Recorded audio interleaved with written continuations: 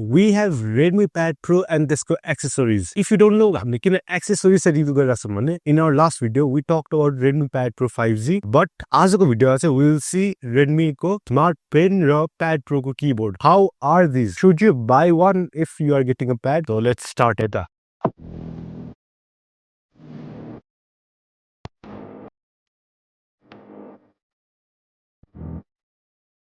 So first मा keyboard सुरु गरौँ बट्टा भित्र चाहिँ के आउँदो रहेछ हेरौँ अब यो कीबोर्ड खोलेपछि we can find एउटा कागजको ट्याब भित्र अनि यता दुईवटा स्लट छ जहाँ हामीले पुल गर्न सक्छ एउटामा चाहिँ यसमा देयर इज युजर म्यानुअल्सहरु as you can see for यो कीबोर्ड एन्ड अर्कोमा चाहिँ दुईवटा पेन होल्डर छ तपाईले चाहिँ यसलाई यसरी कीबोर्डमा स्टिक गरिदिनु भयो भने तपाईले यता तपाईको पेन पनि राख्न सक्नुहुन्छ तपाई यसलाई यसरी अपरेट पनि राख्न सक्नुहुन्छ एन्ड यु क्यान फाइन्ड यो बटन्सहरु बट अहिले यसलाई साइडमा राख्छौँ and let's see how the pen is अब हामी कीबोर्ड त हेरौँ म पेनको बट्टा भित्र के रहेछ हेरौँ है त so as you open the box खोल्न जाँदा स्ट्रगलै भएको छ वी क्यान सी एउटा papers I think this is user manual we can find few user manuals and एउटा पेनको टिप पनि रहेछ इफ तपाईको यो वाला टिप वेयर्ड आउट हुँदै गयो भने एन्ड त्यो bike we have pen itself over here now as you can see pen छ अनि यसमा दुईटा बटन एन्ड आई थिंक यो पछाडिको मोस्ट लाइकली इरेजर हो र नाउ हामी सब कीबोर्ड पनि भयो पेन पनि भयो एन्ड ट्याब पनि भयो नाउ दैट वी हेभ यो सब कुरा लेट्स असेम्बल इट है पहिला सो फर्स्टमा तपाईले यो ट्याबमा कसरी हाल्न सोचिरहनु भएको छ भने चाहिँ सिम्पल छ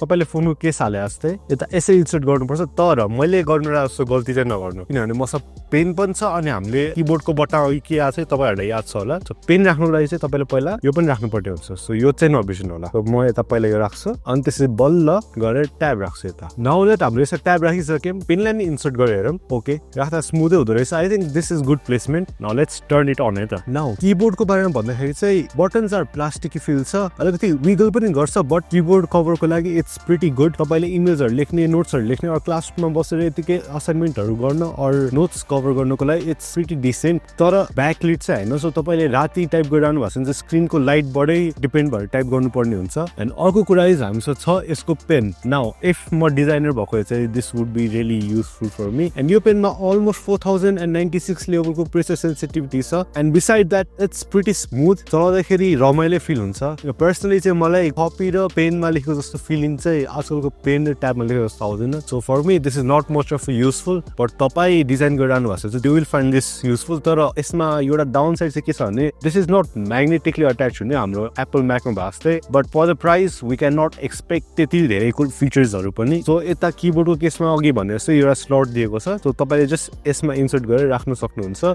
एन्ड तपाईले यो र कीबोर्ड दुईटै टाइप सी कीबोर्डबाट चार्ज गर्न सक्नुहुन्छ and beside that's it for your accessories again for the conclusion तपाईलाई भनिदिइहाल्छु कीबोर्ड चाहिँ तपाईले ल्यापटपको सट्टा ट्याब्लेट बोकेर हिँड्ने सोचिरहनु भएको छ भने चाहिँ यो एकदम ह्यान्डी हुन्छ तपाईले ट्याबमा एडिटिङहरु यताउति क्यापकटहरुबाट पनि गर्न सक्नुहुन्छ एन्ड तपाईको बेसिक डकुमेन्टेसन एक्सेल्सहरु यसले कभर गरिहाल्छ नाउ फर पेन तपाई डिजाइनर हुन्छ अर स्केच गर्न मन लाग्छ भने चाहिँ this is also good option तर do keep it in charge again तपाईले कीबोर्ड र पेन सँगै लिनु भएको छ भने चाहिँ यो कीबोर्डसँग आउने स्लट चाहिँ तपाईले इन्सर्ट गर्नुपर्ने हुन्छ बट तपाईले पेनमा चाहिँ किनिरहनु भएको छ भने चाहिँ बी केयरफुल पेन तपाईले हराउन सक्ने चान्सेस पनि छ एन्ड कीबोर्ड चाहिँ स्याडली एडजस्टेबल हाइटको चाहिँ छैन यता एउटा ठाउँमा अट्याच भएपछि त्यति मात्र हो viewing angle is also pretty good so yeah it's up to you how do you want it but for me overall this package is एकदम value for money if you like यस्तो video भने do subscribe जिएन over here अनि तपाईलाई ट्याबको video हेर्नु मन छ भने चाहिँ you can click over here and हामीसँग अर्को ट्याब एसई भन्ने पनि छ अनि त्यसको भिडियो हेर्नु मन छ भने चाहिँ you can click over here